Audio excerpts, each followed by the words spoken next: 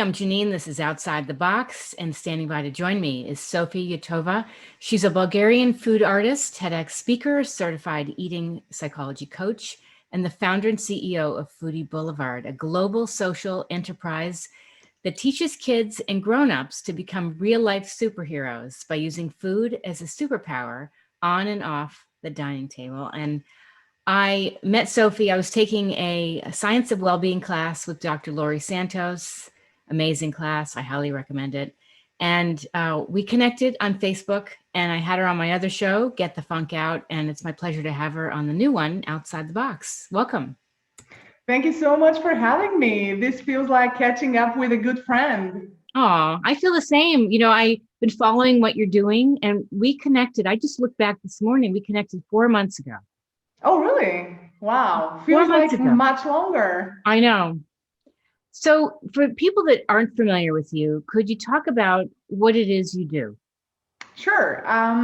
The short story, the really, really short version is that I play with food. The slightly longer one is that I came to food from a pretty unusual place because I used to struggle and still do on and off with a pretty debilitating eating disorder since I was a teenager, which was actually triggered by a really sweet and loving tradition that began in my childhood, which backfired. And in combination with that, I also have lived without sense of smell since I was a toddler, but I really never, I don't remember ever having that. And the combination between those pretty bizarre features, I call them now, I used to call them bugs, but at the intersection of this is where I was forced to explore food outside the box. And I just needed to find a way to heal my relationship with food and learned how to live in harmony with it. And this was when I first began to explore the different ways that food can enrich our life beyond the dining table. My professional background is in IT. I used to have a successful corporate career. I have degrees in journalism and business, but never ended up actually finding myself in any of those fields. Okay. Until I stepped into my vocation and used the skills that I cultivated through those experiences to do meaningful work. It's really amazing because you have created this career for yourself, or this new avenue for yourself. And you and I talked, there's a lot of self-doubt when you pivot.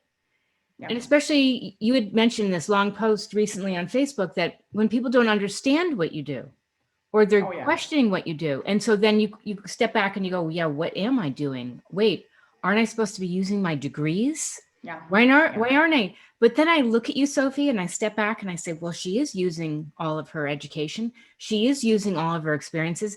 She's blending it towards a path that's more her than ever before. Yeah, that's true. And for me, the way I started coming to terms with the fact that not everybody is meant to do a thing that fits in a box was by just getting exposed to the work of people like Seth Godin, like Tim Ferriss, like Brené Brown, if you will, people that are using their everything they've gone through, everything they've learned, everything they've experienced, but they have paved this unique path for themselves that leads them in a direction which has nothing to do with, just the conventional understanding of what you are supposed to do. Sure. And it's very dangerous to go in a direction where you're expected to do certain things because you lose yourself on the way. Right. And nobody wins because, yes, you are basically doing the things that people believe should be done and expect you to do, but oftentimes this is what leads people to midlife crisis, quarter life crisis, and feeling this sense of worthlessness. Even though you're feeling busy, you're not really feeling fulfilled. Right. And for me, when I meet people who have this feeling of, I need to be doing something meaningful with my time, I need to feel complete at the end of the day, it's an instant connection. And it's just like our, digital friendship that we've built. We've never Right. seen each other live. We don't know details about each other, but we connect on this really special level where we are driven by a purpose. Yes. I want to back up to something you said when we started off. Do you want to share what that event was that started your path to this eating disorder? Yes.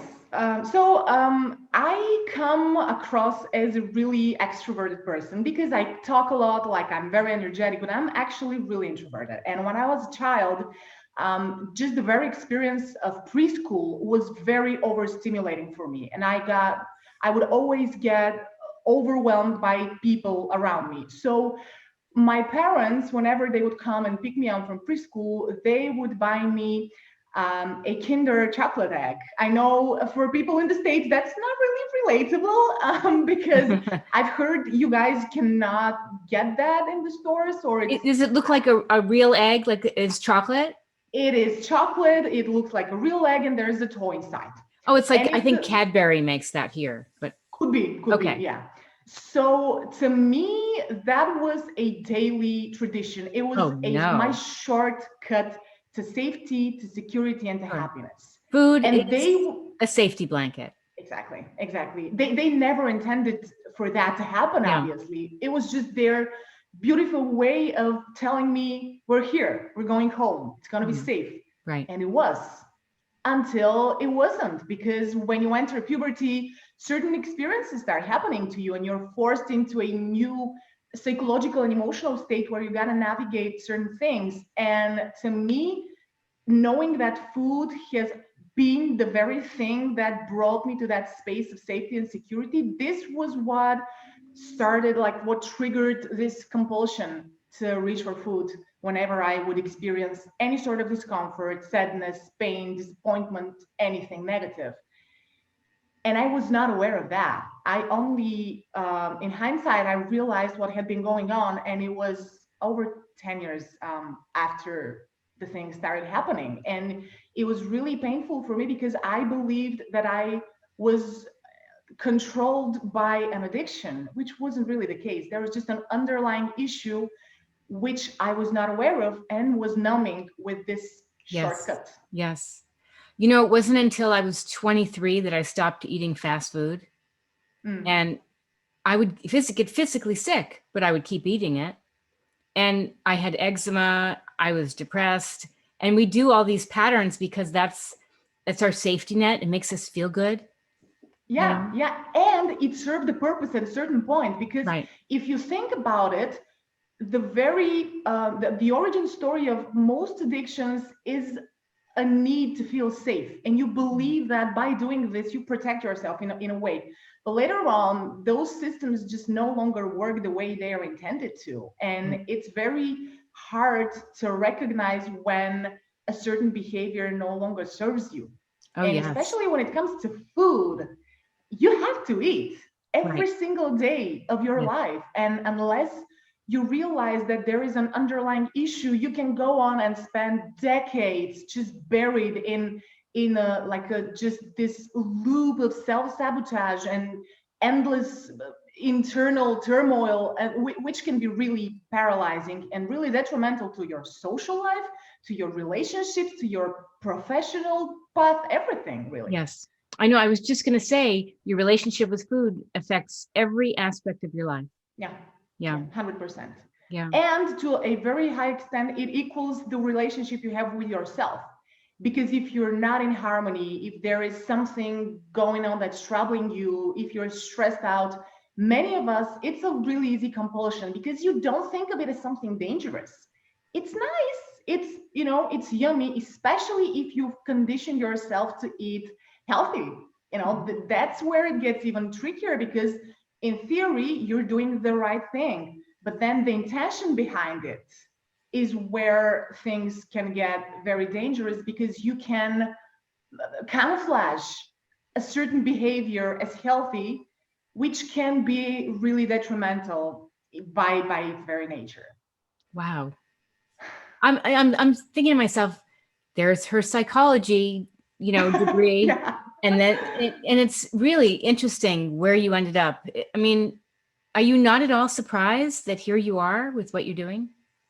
I am extremely surprised, and at the same time, it's a no-brainer because it makes sense. And Mhm. this is like I always remember the words of Steve Jobs, who said that you can only connect the dots going backwards, because Mm, otherwise, there are those pieces of the puzzle that just start appearing here and there, but you can't make sense of it, yes, until and unless you start putting the whole thing together and zoom out to make the connections. And it's always messy, always messy. If it's not the traditional path, and if you're carving out something for yourself, it by definition it can't be straightforward. That's its very definition, that it's right, just different, it's unique, it's scary, but it's also liberating, because if you embrace this uncertainty, this is where you can shine. This is where you can allow all of your weirdness to come together and to empower people who struggle with similar things. This is when, like, the moment I began to view my bugs, my unfixable bugs, as hmm, features, that's when I self-empowered myself. And I realized it sounds like really woo-woo, new agey kind of thing, but this is what we can do. We are put in situations where we struggle with different experiences or disabilities or circumstances, like right now, and we can either let them take over and govern our life and just live in, instead of us, right, or we can use them to grow, to right. heal, to help ourselves and other people. So considering here you have pivoted big time, Yeah, how are yeah. you finding yourself handling, COVID-19? Here we are in a pandemic, and you have this business. Has it had its challenges, or has it been very healing and uplifting? Or both? um all of the above, basically, because what happened was that, because my practice was all about being live with people, I would lead courses and workshops with kids and with grown-ups in schools and in corporations, and it was all about live events. And that was wiped out overnight, literally. And I Mm. had been thinking about building a digital platform of sorts, which would allow me to scale and to touch more people. And here you But are. I didn't. Well, here I am, but that was not the plan. That was my response to a crisis, because I didn't have a choice. Mhm. I was broke. I didn't have any income. The things that I'd spent the previous 2.5 to 3 years building were gone, and I had no idea what to do, because here, where I'm still currently based in Bulgaria, people don't have the same appreciation for um, experiences and activities and things that work on a how to put it, on a level of personal growth and personal development. We're Yes. all about being practical and just solving the day-to-day issues that we have. And here I am talking about food as a tool for personal growth, and people just They think didn't it's really get it. impractical and a little woo-woo, Yeah, yeah, they but it's did, and they not. do. It could be, because everything can be superficial if you just leave it on the surface. But if you dig deeper, you realize that pretty much everything we have access to, including social media, can be used as either like a weapon for self-destruction, or Yeah, something to harm people by different behaviors, sure. or a tool for personal growth, for self-empowerment, for self-exploration, if you will. And because I was forced to think in a new dimension, I was only then able to see the potential in those limited circumstances that we were forced into. And that was when the pivot began. And I started thinking, okay, food is a universal language. It's something that connects us, and it has connected humanity for as long as it's existed, live, Yes, in person. yes, What do we do now? right. How do we work around the fact that we cannot touch each other, see each other, share a meal on the same table? Could this be a feature instead of a bug? And I realized that it can. And that's when I started experimenting with leading digital workshops with people from all over the world, where we would use food and engage with it in playful and curious ways. And we would explore our emotions through it. We would get creative. We would just engage in artistic activities, in journaling prompts. Basically, the food was just the playground. It was not about cooking. It was not about eating. It was about our shared humanity and our shared pain, and this challenge that just forced all of us to reinvent who we are. And here we are in October, facing the second wave, still confused, still overwhelmed, still scared, but a little better prepared, because we now know that we can exist and be in a happy state even with some limited resources. Right. So for me, that was an eye-opener. I realized that there is a lot to be done when you're restricted, much more than you know, because otherwise you wouldn't need to think about it, and you wouldn't need to connect those particular dots. So that's where I am right now, working on this new crazy adventure, in the middle of relocating to a new country, hopefully very soon. Can you say what new country? Yeah, I'm going to the Netherlands. I've been in love with this beautiful place called Eindhoven for 4 years now. And it's a place that has about 30% of the population consists of expats, which I love, because these are my people. These are the global audience of different kids, grown-ups that I want to communicate with and I want to work with. And the first time I went there, I just felt like I belonged. Perfect. And the pandemic just pushed me to make the move. So that's what's happening right now. What I was going to say, I love what you do, is that you bring a sense of mindfulness, which is really important right now. And I think that's one of the pluses of what's going on with the quarantine, with the pandemic, is that we are hopefully becoming more mindful of the people and the things in our life, what we're grateful for. And too many times, I know I've been guilty in the past, I just throw the food down and inhale the food, whatever it is. And usually it was really bad. And then, and I see what you do, and I think it's not about the actual creating, it's how that activity spills over into your life, like yoga. People say holding that pose, focusing on your breath, pushing yourself to, balance on that one foot. Those kind of activities, that mindset will spill over into your life when you're faced with something really challenging, and how you deal with things, right?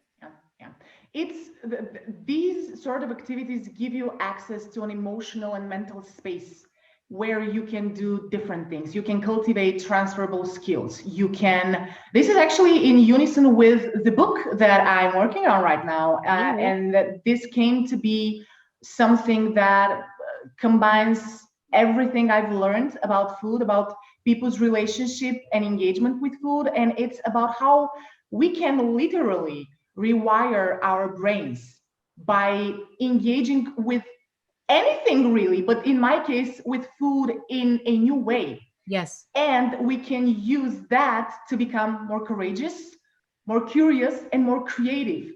3 skills that right now are everything that we need in order to make it through this, and not only to survive, but also to thrive in those really challenging times. Yeah.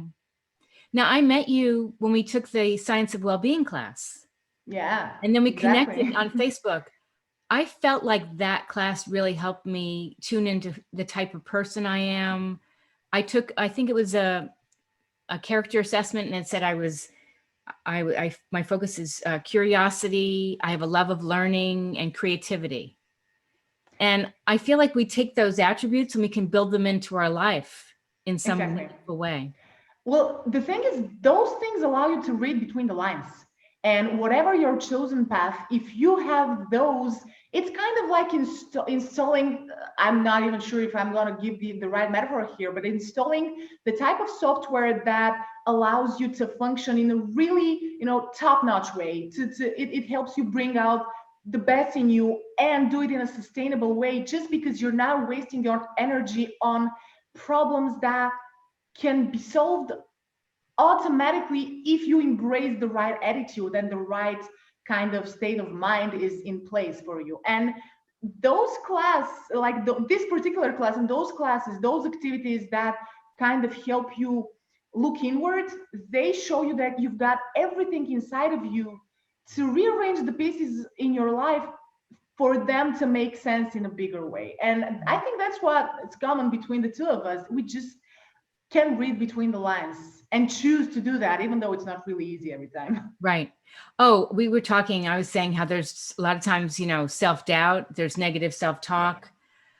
As somebody watching this, what advice would you give for people that do have self-doubt about pivoting and starting something new?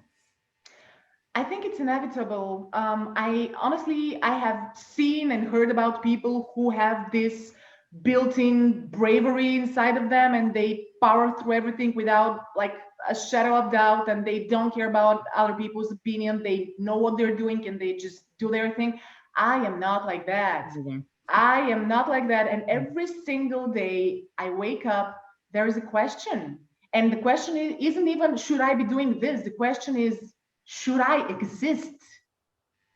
Because when you find yourself in circumstances where you're not contributing in a traditional way, because I've been struggling financially ever since I quit my corporate career and started building this social enterprise that did not turn out to be a financially viable venture. Right. And I've been struggling with my self-worth, with my very value as a human being. Mm-hmm. And when you find yourself in that position, it's really hard to focus on the things that give you a sense of fulfillment when you're not making money. And it's really, really sad and just so, I don't know, superficial to think like that. But we live in this society and we have to find a way to make it work. And if people want to do meaningful things that need time to gain traction, they will probably feel insecure, probably will struggle with self-doubt. And what helped me personally was just get back to what I love. Yes. It wasn't focusing on productivity. It wasn't focusing on, having one more meeting with one more partner. Yes, this comes as a byproduct. Mm-hmm. But it's only possible when I'm focused on what I know I'm good at and just trusting my intuition that I see the value in it. I see how it changes people's lives. And sooner or later, it's bound to lead me in a direction that will also, bring me some financial stability and whatnot. But this, like I said, this is a byproduct. Yes. So I would say to whoever's going through that, and pretty much, I can't imagine somebody not going through that right now. I know. Just as long as you're in unison with what you believe in and your values, and you're pouring your heart and your energy and your emotion and everything you've learned and everything you've experienced into that, the puzzle kind of slowly starts to reveal itself, and the big picture shows you that it's all worth it. Definitely. And I've been saying this on my show more than ever. We're taught when we're younger, at least I was, don't talk to strangers. And now is the time to talk to so many strangers. Yeah. Don't limit yourself, because you never know when you're going to make a connection, whether it's Facebook or you're walking around wearing your mask and you happen to strike up a conversation with someone. Absolutely. Go first. That's what I say. Say hi, even if it's through the mask, wave, just give the person a smile. And it's really trivial, but it could be the game changer for somebody. Right. Not that they can see you smile. You can smile. Real smile show in the eyes. Yeah, that's right. That's so true. Anything else you'd like people to know about you, and also where they can find out more about you?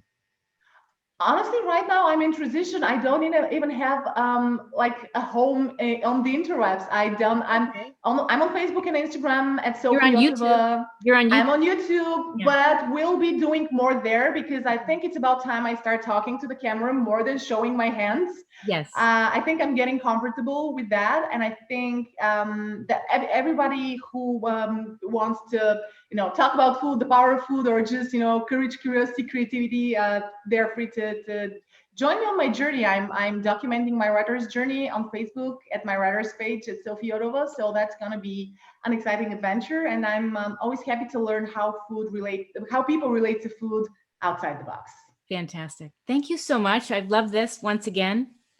Thank you as well. It's been really special, and time flies when I'm talking to you always.